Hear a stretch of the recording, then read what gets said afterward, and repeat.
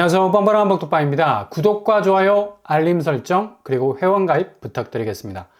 신임 국토부 장관의 충격적인 발언이 나왔습니다. 어찌 보면 지금 부동산 상황에선 가장 현실적인 접근일 수도 있고요. 근데 지금 한쪽으로 방향이 쏠려 있는 터라 이걸 뒤집을 수 있는 획기적인 대안이 나오지 않으면 그냥 이론적인 진단에 그칠 수도 있는데요.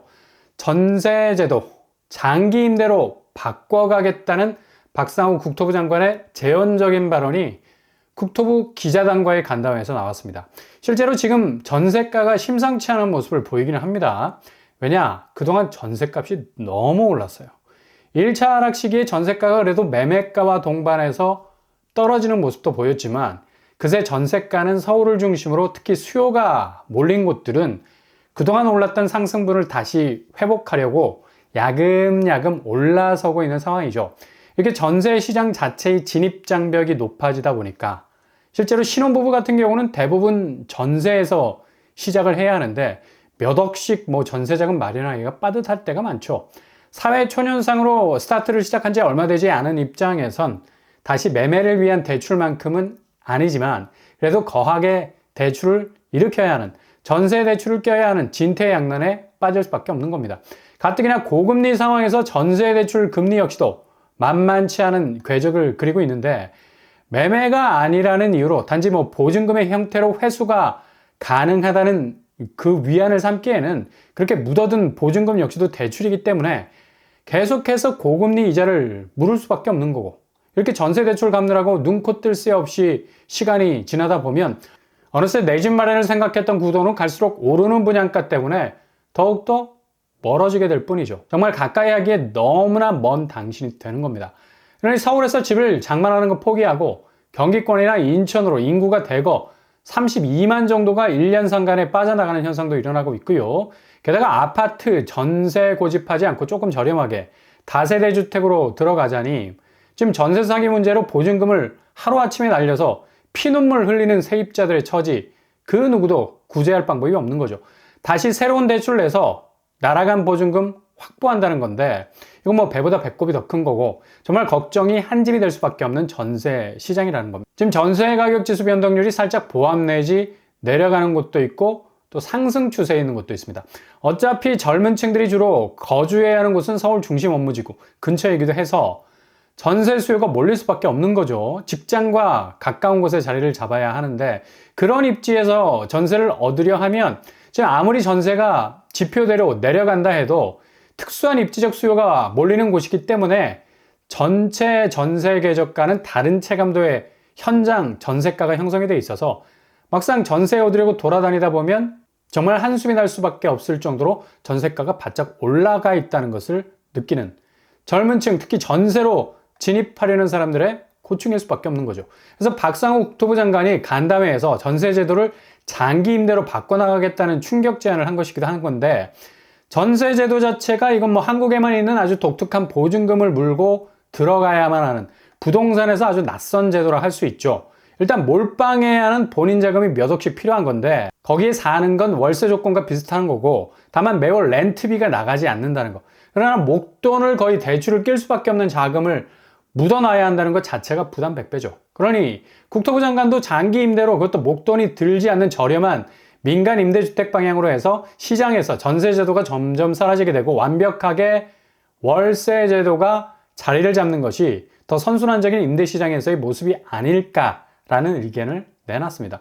이게 그냥 단순히 의견으로 끝나지 않을 것은 일단 장기 임대 물량이 입지가 그래도 비교적 괜찮은 곳에서 풀리게 된다면 굳이 목돈 들어가는, 게다가 그 목돈 확보하기 위해서 대출까지 껴야 하는 수고도 덜 수 있는 편의성이 있습니다. 그래서 이런 시스템이 세팅이 확실하게 된다면 굳이 전세제도 필요할까 싶어요.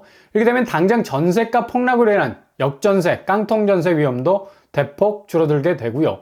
세입자가 그동안 피같이 모아놨던 전세보증금 한꺼번에 날리게 되는, 집주인이 떨어지는 집값 감당 못해서 전세자금도 빼주지 못하는 암담한 상황도 미연에 방지할 수 있는 거죠. 지금 역전세, 깡통전세가 거의 우리 눈앞에서 자취를 감추고 전세 시장의 안정화를 이룬 것 같아 보이지만 이거 착시 현상입니다.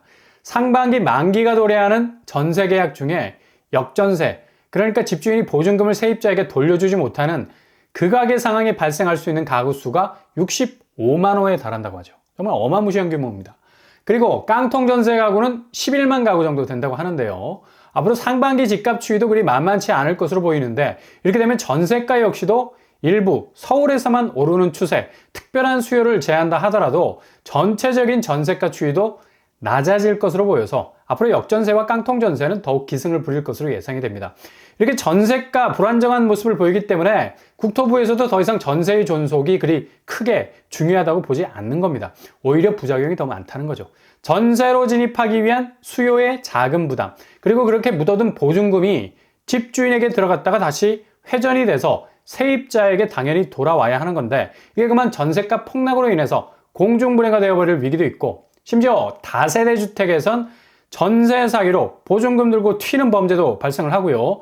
그리고 빼놓을 수 없는 건 바로 갭투기라 불리는 단기 차익 노리고 전세 끼고 집을 소규모 자금으로 계속해서 사들이는 이것도 뭐 투기라고 볼 수가 있죠.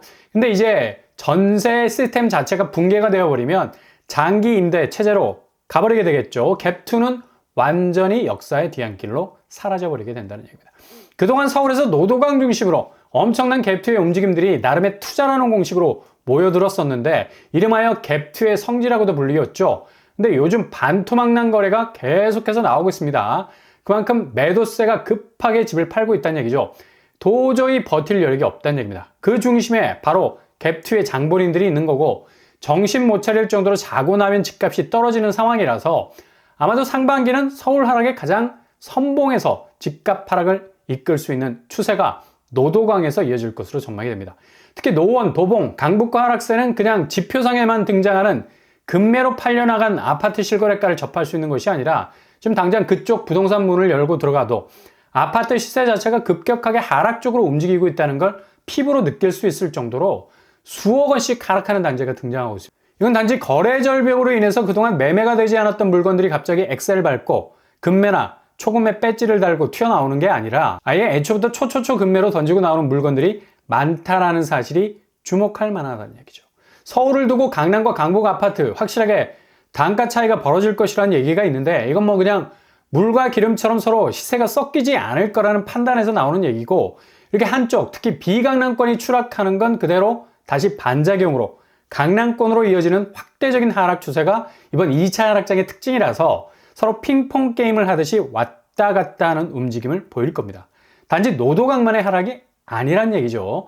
그러니 가뜩이나 매매가 하락으로 인해서 갭투라는 아주 독특한 매매 타입은 서서히 자리를 잃어가고 있는 상황이었습니다. 특히 갭투는 대출도 원활해서 뭐 자금을 확보해야 가능할 수 있는 건데 최근에 대출 창구가 꽉 막히다 보니까 이게 제대로 설 자리를 잃어버리는 형국으로 가고 있어서 완전히 갭투라는 말 자체가 무색할 정도였죠. 게다가 전세 제도까지 서서히 사라지게 된다면 그냥 영영 부동산 역사에서 완전히 자취를 감춰버리게 되는 상황이 오고 말 겁니다.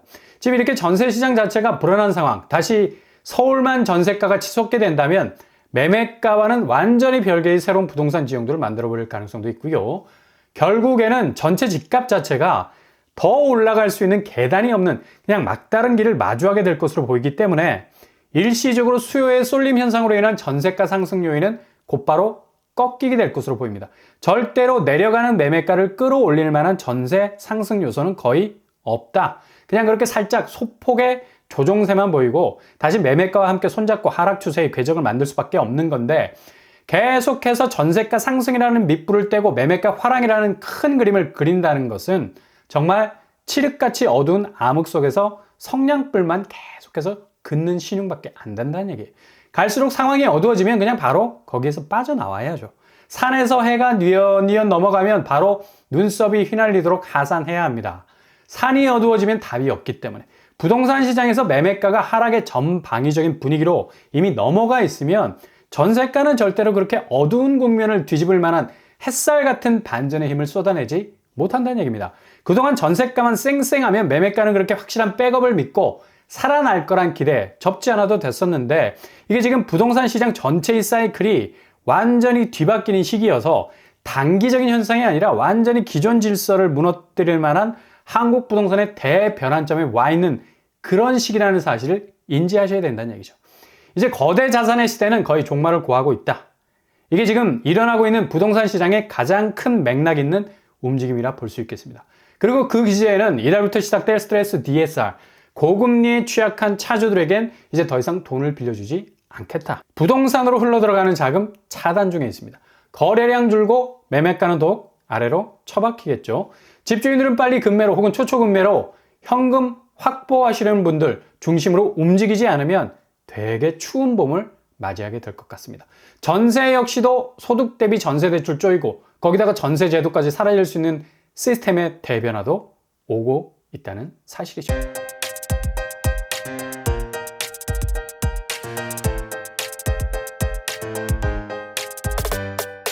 오늘의 부동산 캐릭터처 전세 제도가 폐지될 수 있다는 충격적인 그림이 나왔습니다. 당장 전세가 주는 실익이 거의 없어졌기 때문에 이런 부작용을 막기 위해서라도 장기 임대, 월세로의 전환도 대체제로 떠오르고 있고요. 가뜩이나 매매가가 하락 추세에 있는 지금 상황에선 역전세, 깡통전세 위험은 더욱 증가하고 있습니다. 더 이상 거대 자산의 가치가 모든 부작용을 블랙홀처럼 빨아들이는 시대에 가버렸죠. 그 하나로 그 모든 문제가 해결됐던 시대는 이제 빠이빠이라는 얘기입니다. 오늘도 응원합니다. 여러분의 길이 꽃길만 되실 수 있길 바랍니다.